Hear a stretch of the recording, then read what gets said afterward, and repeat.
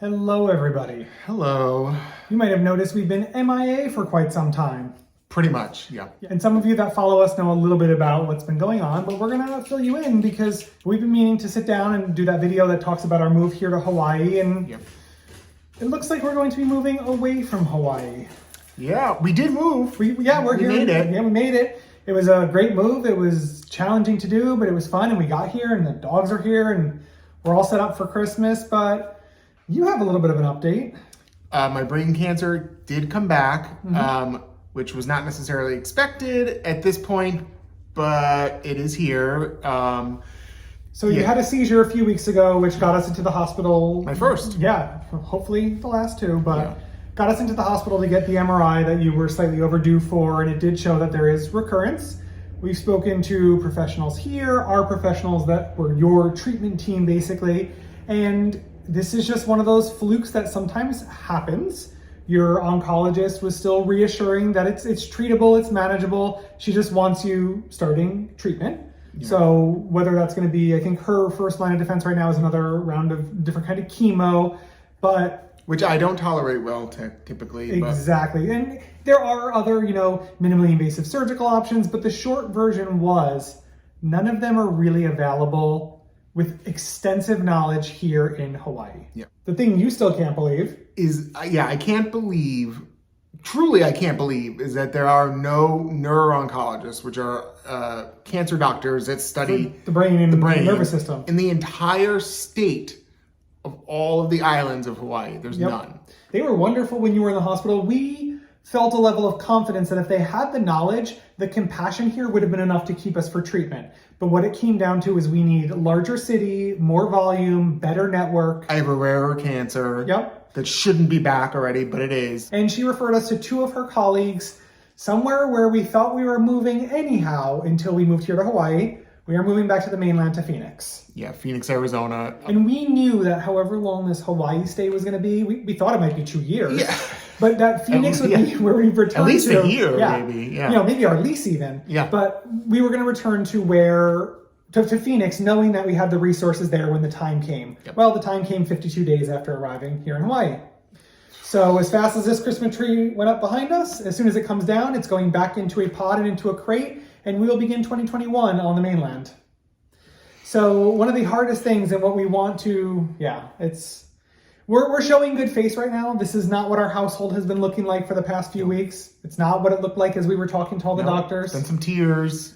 We were fully prepared for a move, like we said, at the end of our lease in a year or in 2 years. We weren't prepared for all of this 52 days. A request we have of all of you out there, the number one request that we always say, please share our story. I will again link to the playlist. If you're on YouTube or if you're on Instagram, you know how to get to our YouTube. The link is in the bio. But there's a playlist of Ed's cancer journey from diagnosis all the way through treatment, all the way up to now, in addition to all our fun travel and stuff. Please share that. Please share this with everyone you know. Yeah. Ed and I, we're reaching out to you also, to those of you who are in good fortune. We realize this is the heels of COVID as well. Everyone's been having ups and downs. We are in financial strain to get us back to the mainland for the care Ed needs, literally 52 days after we arrived in Hawaii. Yeah, and I am the sole income here. It is in no way a want. This is it may actually be what saves me or doesn't. Mm-hmm. It is a case of I cannot get the care here and I don't know what that means. And that's very scary. And his oncologist said to us today when we were on the Zoom call with her, how fast can you get to Phoenix to have eyes on you? Because our request is we need the doctors, if Ed has a tough time with the chemo, to do the supportive therapy and things like that. So she wanted to know how fast we can get to Phoenix to get those eyes on him. Again, she wants to start treatment now because there's recurrence before it gets to be anything more. So we're at a strange point in our lives that we were never prepared for. So we are starting a GoFundMe campaign. We will link to that in our bio if you're seeing this on Instagram, down below if you're seeing this on YouTube. We, as always, have our PayPal, which again, I'll put the links in both of those locations as well. But first and foremost, we're not asking you to do what you can't do. Do not feel like you need to contribute to helping us, though it would be a great help. But please share this story and share it with people who might be able to help us in this time of need, because we haven't even finished unpacking before we have to pack back up again. The finances are still tight and we need to get Ed back for the beginning of January.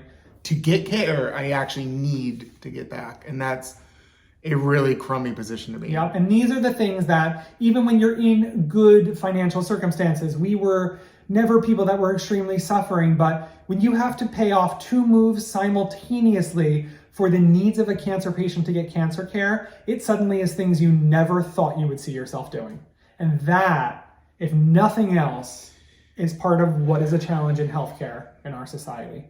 So please, we'll still be around as much as we can. We wanted to share this update with you as long as we can, because we might be kind of radio silence as we get everything behind us packed up again to do another Trans-Pacific move. But please, your support means so much to us, and we can't thank you enough for all of this. And I can't thank all of you enough for when you were there when I had Ed in the hospital and I was alone here in Hawaii. So we're asking all of you again for that love, support, sharing our story, and doing what you can to help us through this. We are happy to have been able to have this adventure, as short as it might have been in Hawaii. It was important to us, and just like we can both say, you know, we lived in Hawaii at one point in our lives. We did. So we hope you will continue following along with us, and we thank each and every one of you for whatever it is you can do to uplift and support us. Thank you, guys. Thank you.